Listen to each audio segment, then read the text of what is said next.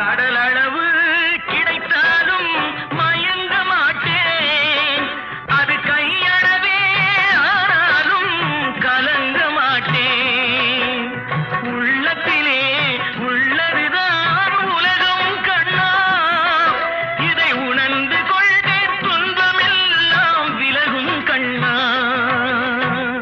உணர்ந்து கொண்டேன் துன்பமெல்லாம் விலகும் கண்ணா. ஆட்டுவித்தால்